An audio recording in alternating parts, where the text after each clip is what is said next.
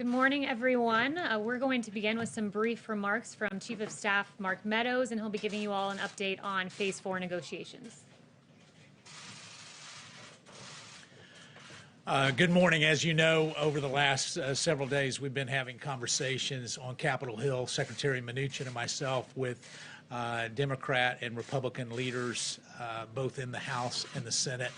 Last night, we concluded a meeting with Senator Schumer and Speaker Pelosi a little bit before 10 o'clock.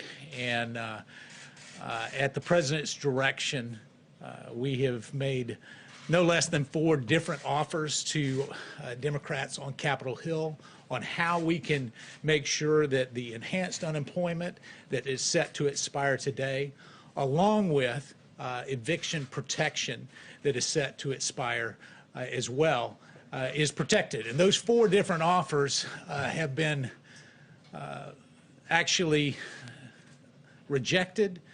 But more importantly than that, they've not even been countered with a proposal. So the Democrats are certainly willing today to allow some of the American citizens who are struggling the most under this pandemic to go unprotected. And the President has been very, very clear for us to be aggressive and forward-leaning to make sure that they get protected. And yet what we're seeing is politics as usual from Democrats up on Capitol Hill.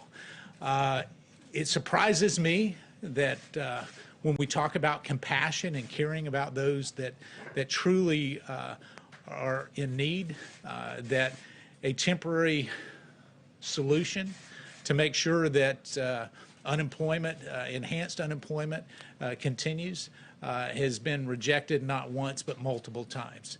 The Democrats believe that they have all the cards on their side, and they're willing to play those cards at the expense of those that are hurting. And we'll continue on with additional discussions today with Senator Schumer and Speaker Pelosi, perhaps an in-person meeting tomorrow on Capitol Hill as we stay engaged.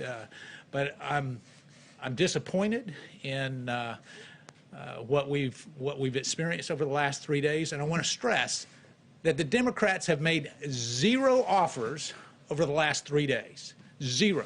And so in a spirit of compromise, the President has sent us back not once, not twice, but 3 different times to try to find some common ground. And what we've found from our Democrat negotiators is that they are bumping the price higher than the very bill that they passed out of the House several weeks ago. And to give you a particular example of that is in their HEROES bill, they have $100 billion for schools. We matched that offer and actually put forth a proposal for $105 billion for schools for K through 12 and higher institutions. And yet what did they say to that? Oh no, that was 2 months ago. We want to increase the amount of money that we send to schools to $400 billion. We're going in the wrong direction. They're going in the wrong direction because of partisan politics. It is very disappointing. And so we call on Capitol Hill to get serious about their negotiations. The President is serious about the negotiations. We're willing to engage. As you know, Leader McConnell yesterday put forth a 1-week extension at the current levels for enhanced unemployment. And what did we see? Senator Schumer objected to that. So there's no clearer message that the American people should receive other than the fact that the Democrats are willing to play politics at a critical time in our nation's very dire circumstances as we deal with this pandemic. So I wanted to give you that brief update so that you could have it straight from the negotiations as they've happened over the last 3 days. And as we work, I'm going to turn it over to the press secretary, and I think she's prepared to answer all the questions. liability insurance? Is that a red line for you guys? McConnell said it was. Thank you, guys. I think she'll address that. I'll take your questions in just a moment. The chief has to run to a meeting.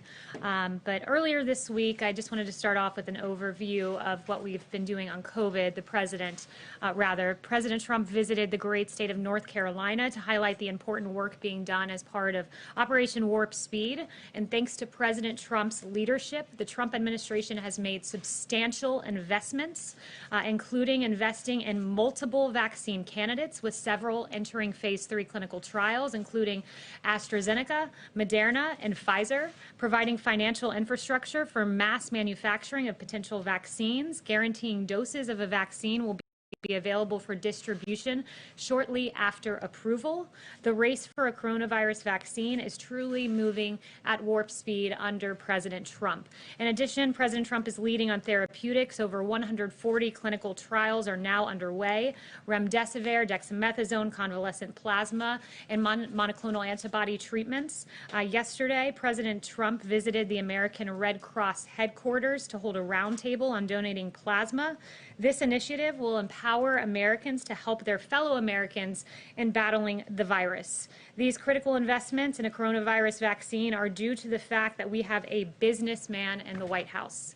And according to the Wall Street Journal, quote, Democrats blame the U.S. case surge on inadequate testing and contact tracing, but the U.S. has averaged 2 to 3 times more tests per capita than most European and Asian countries. Indeed, we've done more than 59 million tests, with India at number 2 with just about 14 million tests, so quite a difference there.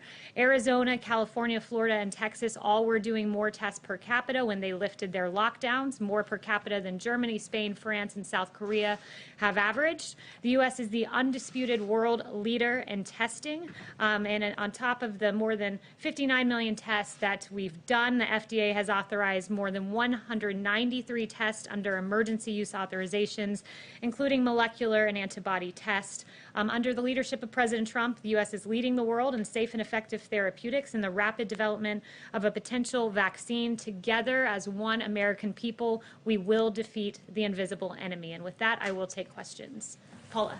Kayleigh, thank you. On Mark's comments about how it's Democrats who won't compromise, Democrats came up with a plan 2 months ago. The Republican plan was just presented on Monday, and in that time, the president has contradicted the Republican plan on the amount of stimulus checks, on student loans. Mitch McConnell threw you guys under the bus on funding for the FBI building. What do you say to the tens of millions of people who are going to lose their benefits when it appears that the real issue is that Republicans cannot agree among themselves, even though they've had months? That's not it at all. In fact, Democrats offered a $3 trillion plan.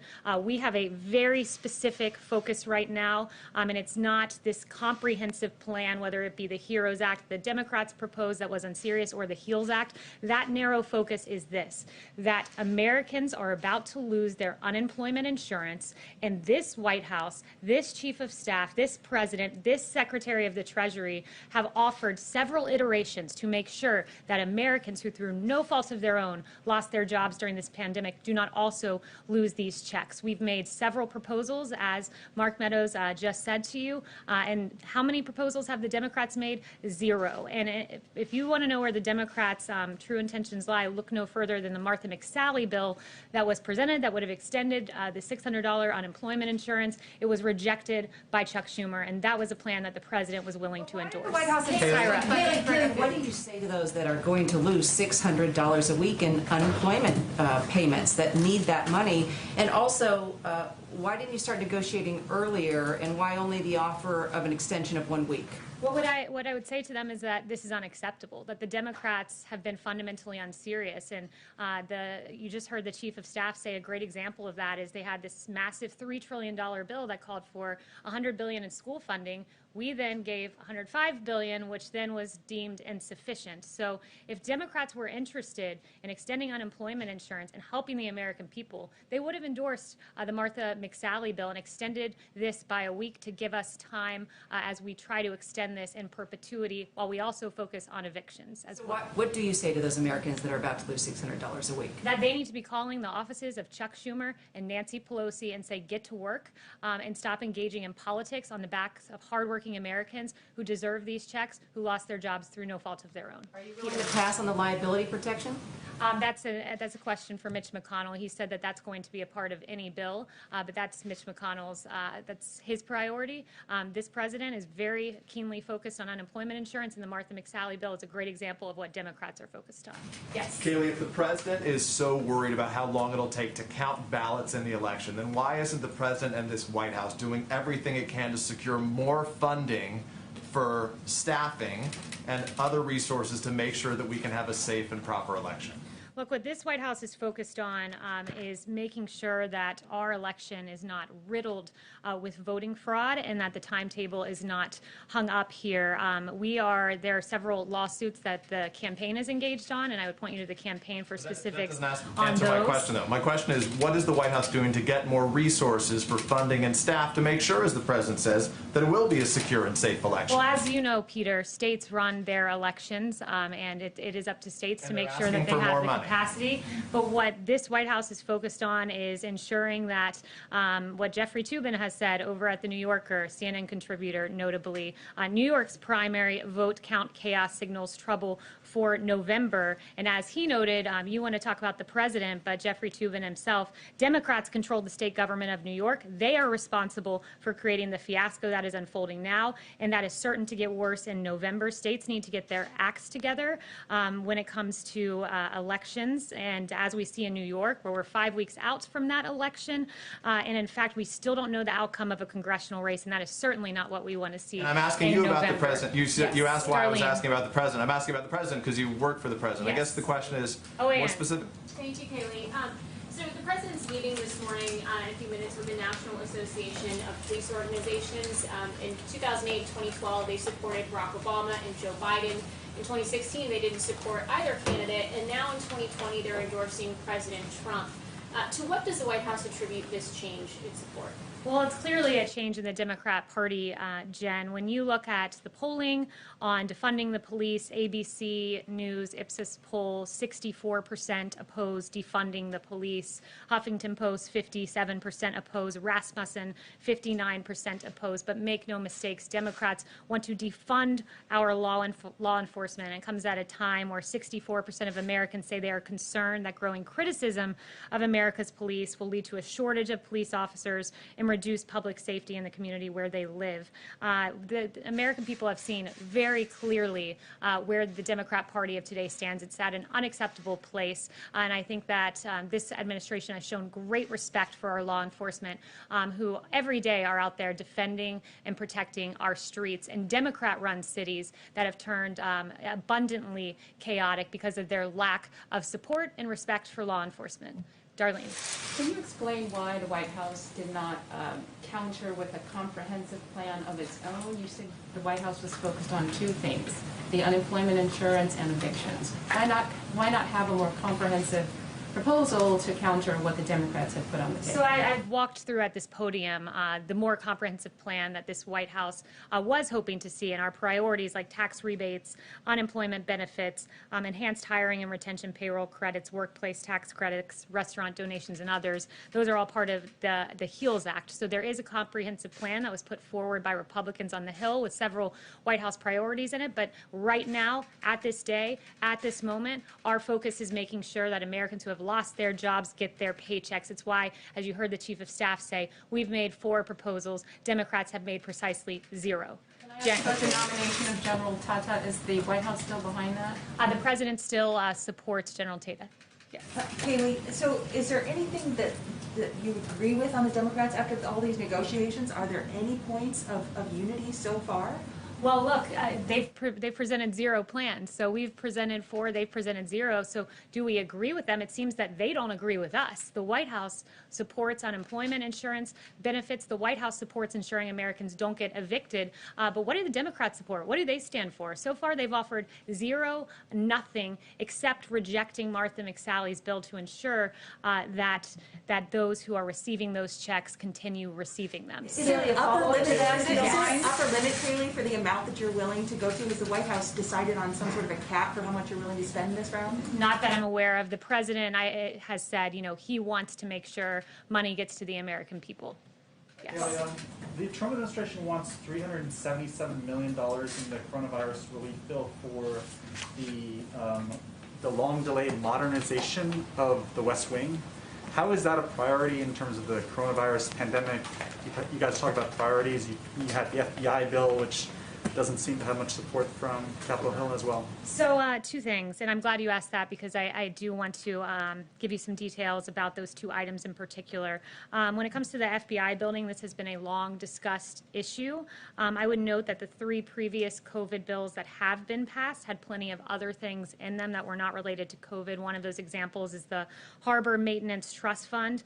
This is not a red line for us. It was a part of the initial bill, but it is certainly not a red line. The priority, as I've said several times so far, is unemployment insurance, making sure Americans do not get evicted. And then as it pertains to White House renovations, many of those pertain to safety protocols, filtration systems, enhanced communication ability, and needs that we saw that were highlighted during the pandemic. But make no mistake, a $377 million proposal will not stand in the way of ensuring that the American people get their checks. That is the priority, ensuring that Americans do not get evicted. That is our number one, number two goals. Thank you, Kayleigh. I just wanted to confirm reports that Mark Meadows actually made an offer to extend unemployment insurance by 4 months. I haven't spoken to him on that precise proposal, but as he's mentioned, there were 4 that were made. Maybe a follow-up question then. I want to change gears and talk to you about Twitter. We reported yesterday that the Israeli government wrote to Twitter's CEO asking him to remove tweets from Iran's supreme leader, Ayatollah Khamenei, calling for the genocide of the Israeli people. The company refused to do that because they said that the tweets were, quote, comments on current affairs. I'm wondering if the White House has a response, given that Twitter has recently begun restricting the president's own tweets for glorifying violence, quote, glorifying violence and spreading misinformation, and if you have spoken to the president about any further action perhaps he's taking on social media companies. Yeah, it's a great question, Ebony. I did see that New York Post story, and I thought it was very eye-opening, and it tells you where these social media companies stand, where they're not willing to assist